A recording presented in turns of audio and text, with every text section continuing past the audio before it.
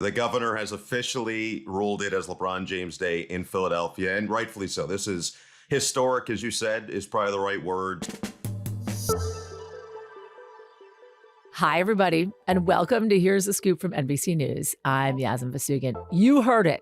Historic. And you probably already heard it today because it's such big news. LeBron James is going east. He's going to Philly. He's going to play for the 76ers. But why such a small contract? We're going to talk about that with the guy's voice you just heard, Noah Eagle, play-by-play commentator for NBC. Also, there's a new front in the war in the Middle East, and it is in the Red Sea, and it involves Houthi rebels. We'll talk about that with Richard Engel, who's on the ground for us in Israel. Up first, though. So it is Friday, which means it's payday, or it's maybe the day after payday.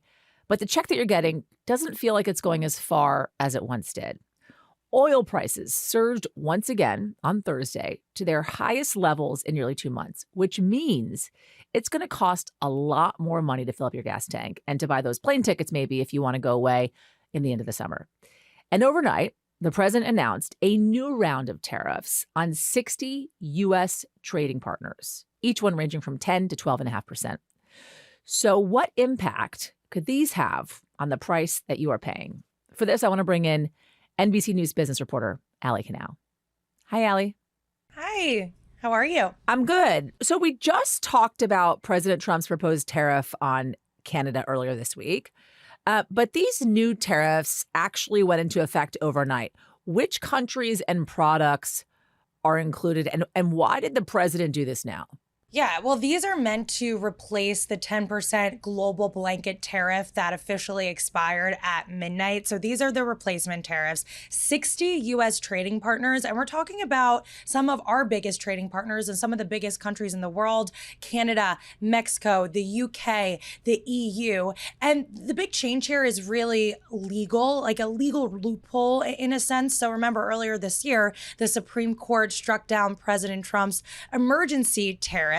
So now the administration is turning to a new trade law, Section 301 of the Trade Act. So this is a different law that uses forced labor as the basis for these new tariffs. Now, the countries are pushing back pretty hard against that, and there are some few notable exceptions. So certain types of coffees, fertilizer, fuel, animal products, sugar, they're all exempt from these tariffs. But anything that's not on that exemption list will be facing that 10 to 12.5% tariff. So it's interesting because Wall Street didn't really seem to balk at this tariff news today. It seems like traders may have had this baked into the costs. Have companies also already worked these tariffs into their prices? Well, companies have been dealing with the back and forth of these tariffs for quite some time. Now, I will say over the course of the past year, a lot of businesses have figured out ways to absorb these extra costs so that they don't have to pass on those costs to consumers, because ultimately they want consumers to be spending on their products. And right now the consumer is definitely more selective.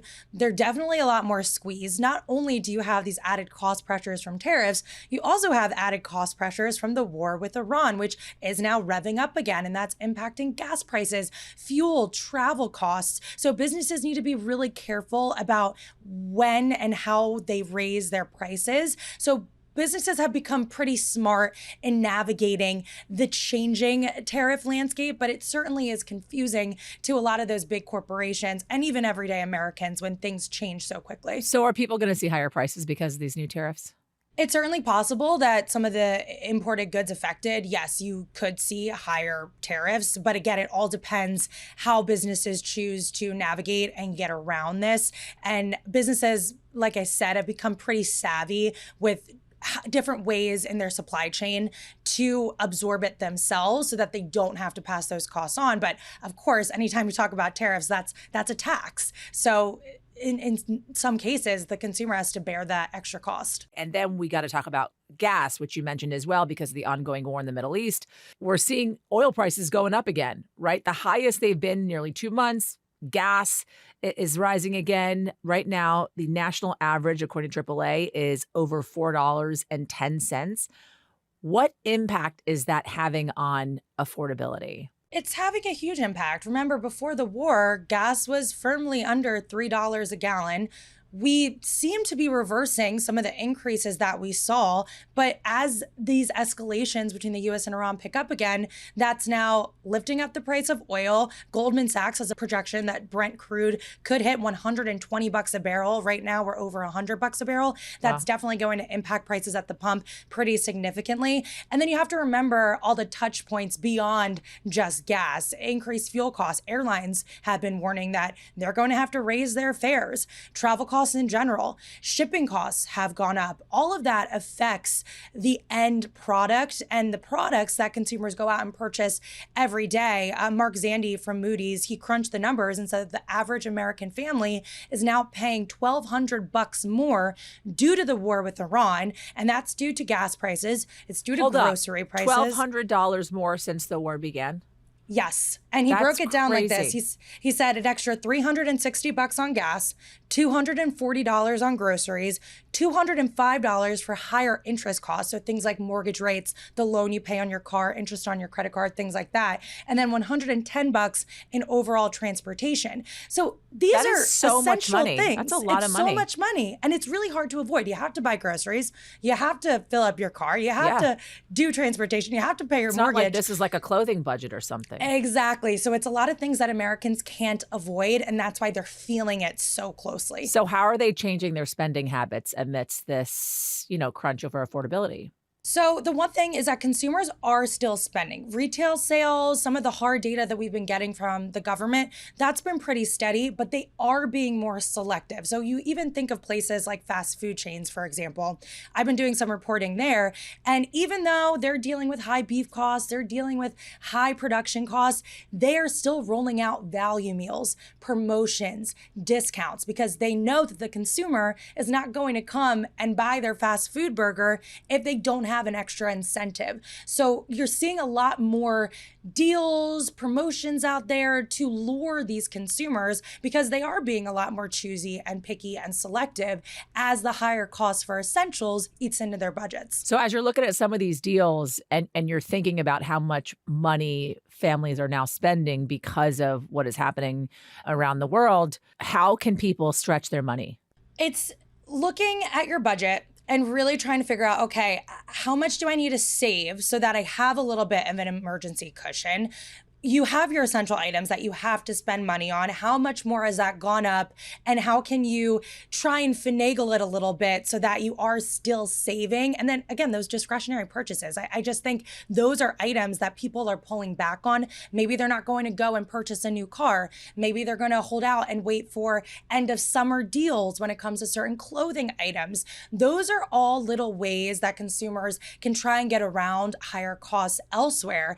But there's a broader impact here when you think about the midterms coming up. I mean, this is all top of mind for voters heading into the fall, and that's going to have a larger term ripple effect when it comes to who's in Congress and who ultimately gets elected. So there's just so many layers to this. And the inflationary spiral is more than just the war in Iran. It's tariffs. It's so many things that the consumer is dealing with right now. And that's why, even though a lot of the labor market data is pretty solid and inflation data has been stabilizing, it's when you talk to everyday Americans, everyday people, they're not feeling any of that relief. Yeah. Allie Canal, thank you. Thank you. So we just talked about how the war in the Middle East is having economic impacts here at home, driving prices even higher. And for most of the war, control over the Strait of Hormuz was the main reason why. But this week, a new front has emerged that could also have huge economic impacts, and that is the Red Sea. So on Thursday, the Tehran-backed Houthi rebels attacked Saudi oil tankers in the Red Sea. In response, President Trump said on Truth Social that if the Houthis carry out more attacks, quote, the U.S. will hold Iran responsible and, quote, major military punishment will be inflicted upon Iran. So does what's happening in the Red Sea actually change the dynamics of this war? For this, I want to bring in NBC News chief foreign correspondent, Richard Engel. Hi, Richard. Hello. It's good to join you, as always. How are you? I'm good. It's great to have you, Richard. So we've been talking a lot about the Strait of Hormuz for the last couple of months and the blockade in the Strait and how that is impacting the world economy. But now the Houthis are trying to enforce this blockade within the Red Sea, which is another very significant shipping route in the region. What do we know about the attacks the Houthis carried out this week? Okay, so as you've rightly said, for the last 5 months or so, we've been talking a lot about the Strait of Hormuz. And the Strait of Hormuz is part of the Persian Gulf. In the Arab world, they call it the Arabian Gulf. And that is really at the heart of this conflict. On the other side, further west, on the other side of the Arabian Peninsula, is the Red Sea. And the Red Sea runs from the Suez Canal through the Red Sea to the Bab el-Mandeb.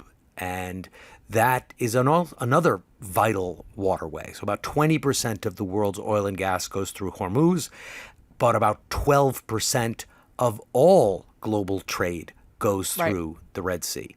And this is something that the Houthis have long threatened to do because the Houthis are aligned with Iran.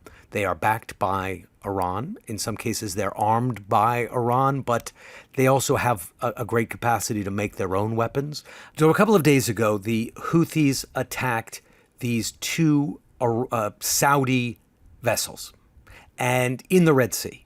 And that caused an enormous amount of panic in the markets. We saw the Dow drop about 500 points. International oil went over $100 a barrel, a big economic shock because people were worried about this exact scenario. Are both of these strategic waterways now going to be shut off because of this Iran war? So effectively, the Houthis right now are acting as a proxy for Iran and helping choke out the Red Sea, and feeling as if, or saying potentially that, the United States is not necessarily holding up its end of the bargain that they had negotiated in the Memorandum of Understanding, which feels like 10 million years ago at this point. But why specifically was Saudi targeted, Richard?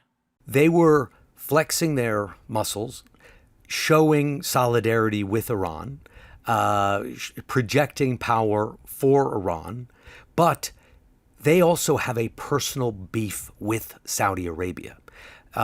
Saudi Arabia fought a war against the Houthis in Yemen. So there is bad history there. There's bad blood. And then there was a specific incident just a few days ago, a few days before they attacked these two Saudi ships.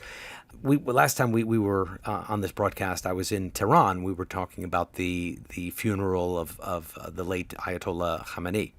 And as a Yemeni delegation was leaving from that funeral, as Yemeni aircraft were heading back to Sana'a, which is the capital of Yemen, the Houthis say the Saudis bombed Sana'a airport and forced the aircraft to divert to another location. And when that happened, the Houthis were enraged. They issued many statements saying that the gloves are now off, and they were targeting their ire and their anger directly at Saudi Arabia, saying, if you can't go on one side in the Strait of Hormuz, we're not going to let you go on the other side either, on the Red Sea. So it's not clear at this stage that the Houthis want to close all of the Red Sea, because there are a lot of ships in the Red Sea. Lots of vessels pass through the Suez Canal, but it was specifically Saudi ships and only Saudi ships that were attacked. So it could have also been payback for this one incident that really enraged the Houthis, especially considering the background that the two have fought a war in Yemen before. Then the United States and the president announced a deal with Saudi Arabia to allow them to develop a civilian nuclear program without necessarily the same restrictions, for instance, that the United Arab Emirates has in place for their civilian nuclear program. Less than 24 hours later, the president says that the deal's not on unless Saudi signs the Abraham Accords, which essentially means normalizing relations with Israel. And then right after that, a statement was issued by Prime Minister Benjamin Netanyahu saying essentially that would be a great idea. That's a great idea. Yeah, he was very happy. That's a great idea. And the question was, did Netanyahu and Trump speak after the announcement of the Saudi deal? There are reports in the Israeli media that suggest that this was Netanyahu who got in Trump's ear and said, don't do this. And correct me if I'm wrong, but Saudi is not in any position to sign the Abraham Accords right now.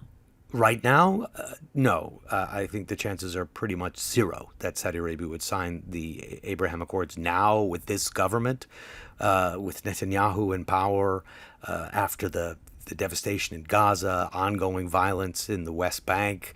No, there's almost no chance that they would do that, because the Saudis have said time and time again that they would only consider signing the Abraham Accord if there was a legitimate path to statehood for the Palestinians, a two-state solution. And Prime Minister Netanyahu has said in the clearest of possible terms that there will be no two-state solution. The Palestinians will not have a state, and he's doing everything he can to prevent that from happening by spreading settlements, right, expanding Israel's presence in Gaza, shrinking the amount of space that Palestinians have to live in that area.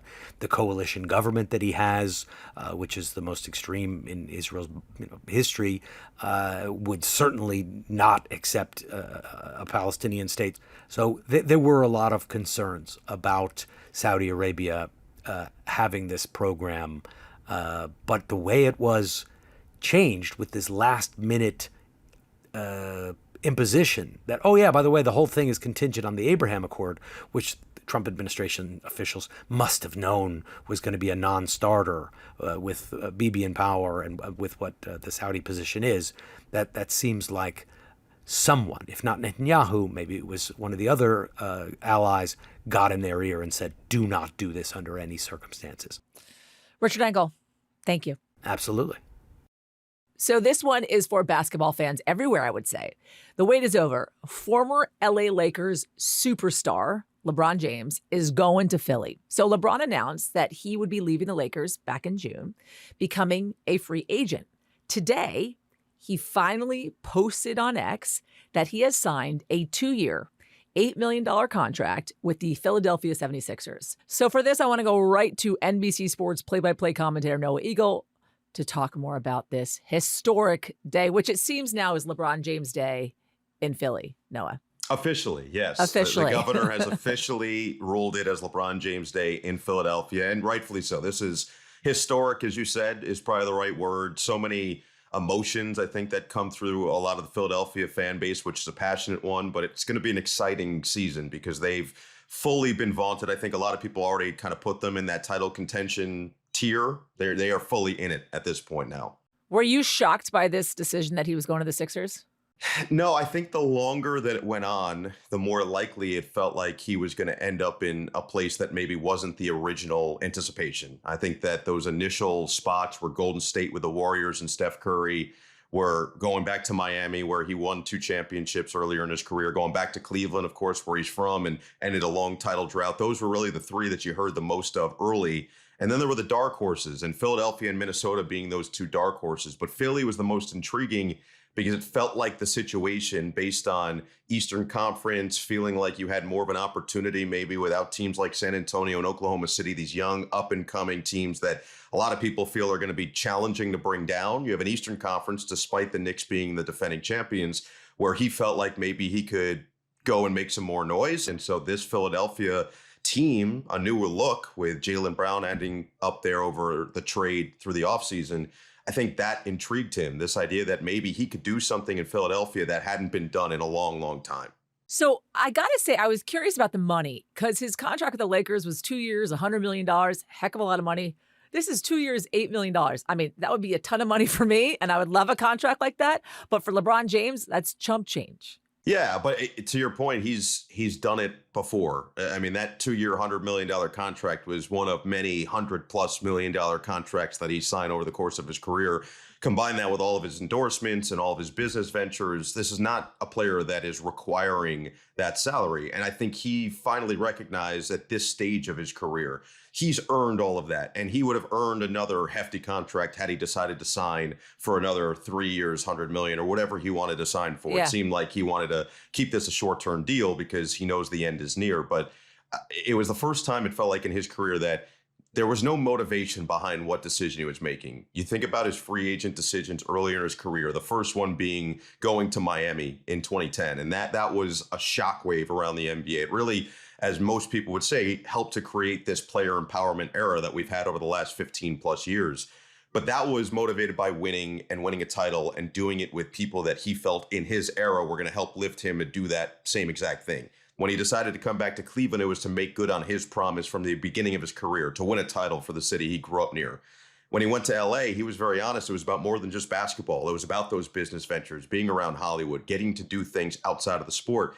And this was really the first time when he was making an actual decision. And he said it in his message earlier to the fans today that he didn't really know what he wanted. He went into it completely blind. He actually thought he was going to retire after his last game in the playoffs this past season. And so for him, I think there was no money motivation. There was no other motivation than what's going to make him happy, what's going to get him excited, and what's going to bring back his love for the game. That's what we saw. 41 years old, right? You mentioned it. We didn't know if this was actually going to kind of be the end of his career. Instead, he's landing down in Philly. He's got 2 years left, maybe.